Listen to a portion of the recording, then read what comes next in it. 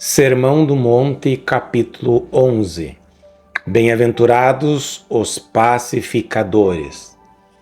Ao começarmos a considerar essa nova característica do indivíduo crente, uma vez mais sinto-me constrangido a sugerir que nada existe em toda a dimensão das Escrituras que nos teste, perscrute e humilhe de tal maneira como essas bem-aventuranças. Nesta afirmativa, bem-aventurados os pacificadores, encontramos uma nova consequência do fato de havermos recebido a plenitude do próprio Deus. De acordo com o esquema que esboçamos no capítulo anterior, podemos ver como esta bem-aventurança corresponde àquela outra, que afirma: bem-aventurados os mansos. Ali, sugeri que existe claro paralelismo entre as bem-aventuranças que antecedem e as que se seguem à declaração do 6º versículo.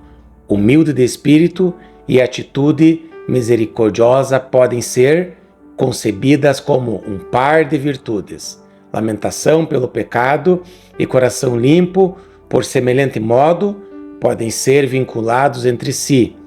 E exatamente da mesma maneira, a mansidão e a atitude de pacificação correspondem uma à outra.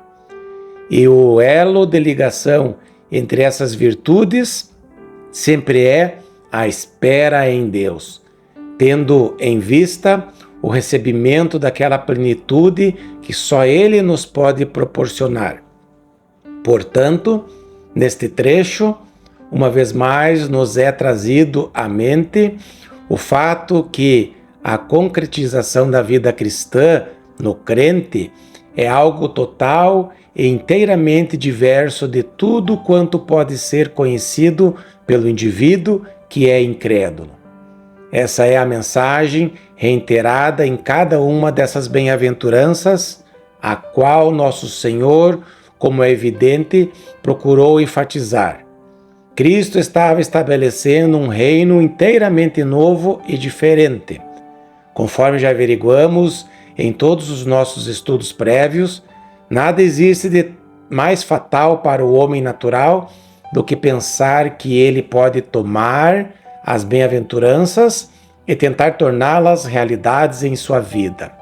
Essa bem-aventurança, uma vez mais, lembra-nos que isso é absolutamente impossível. Somente o indivíduo espiritualmente renovado pode viver essa nova vida. Entendemos que essa declaração deve ter sido causa de imenso choque entre os judeus incrédulos.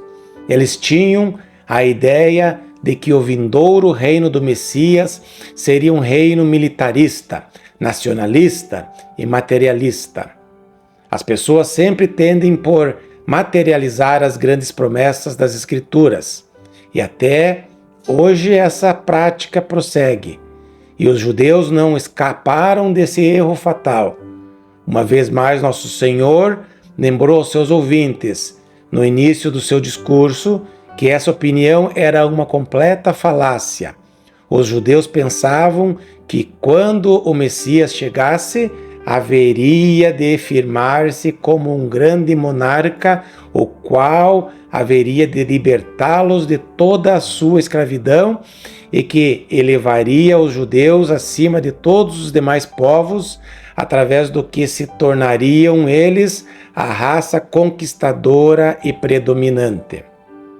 Você já deve ter percebido que o próprio João Batista parece ter se apoiado nesse conceito quando enviou 2 de seus discípulos para fazerem a Jesus aquela famosa indagação: És tu aquele que estava para vir, ou haveremos de esperar outro?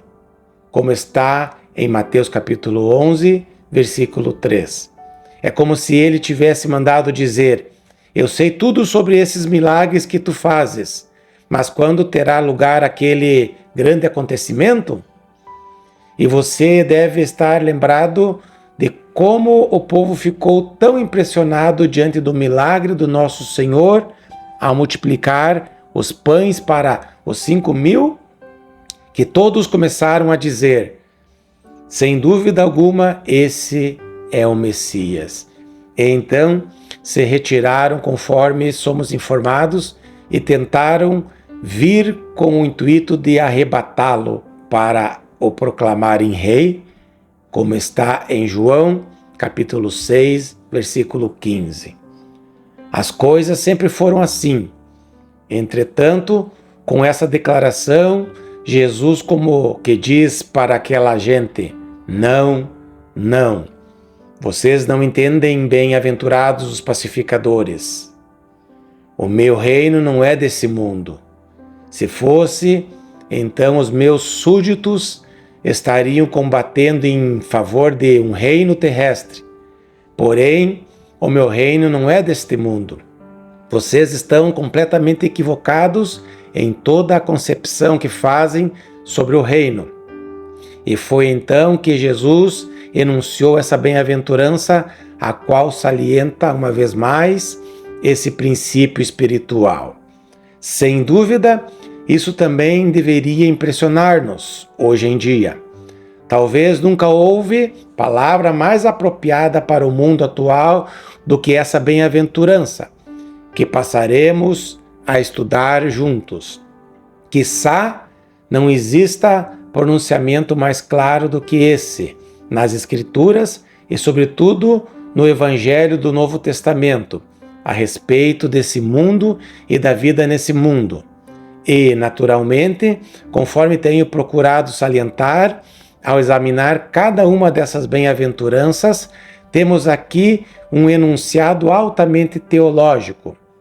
Ora, digo isso outra vez de modo bem deliberado, porquanto nenhum outro trecho do Novo Testamento tem sido tão mal compreendido e tão distorcido quanto o Sermão do Monte. Muitas pessoas ainda se lembram de como se tornou costumeiro, especialmente nos primeiros anos desse século, embora a mania se prolongue até hoje, certas pessoas dizerem que não tinham qualquer interesse por assuntos teológicos, que sentiam aversão pelo apóstolo Paulo e sugeriam ter sido calamitosa a entrada dele nas fileiras cristãs. Costuma-se dizer, então, Paulo foi aquele judeu sobrecarregado de noções legalistas que apareceu em cena para impingir seu legalismo ao glorioso, agradável e simples Evangelho de Jesus de Nazaré. Aquela gente não demonstrava ter o menor interesse pelas epístolas do Novo Testamento, mas, conforme alegavam, estavam tremendamente interessados pelo Sermão do Monte. Essa seria a grande necessidade do mundo. Tudo quanto se fazia mister seria tomar a sério esse belíssimo ideal apresentado pelo mestre da Galileia. Tudo quanto teria de ser feito seria estudar o Sermão do Monte e procurar persuadir aos outros a pô-lo em prática.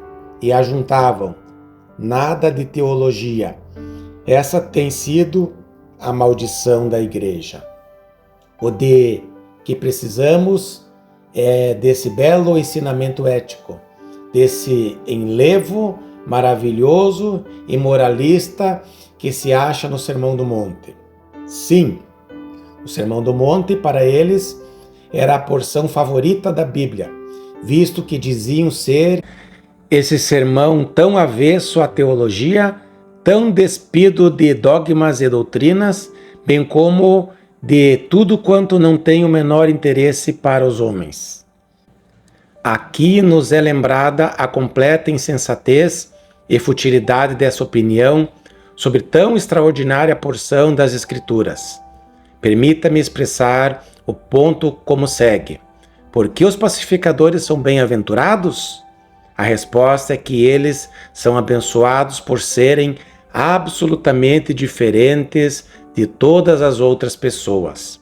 Os pacificadores são bem-aventurados por serem aqueles que se destacam como diferentes de todos os habitantes do mundo.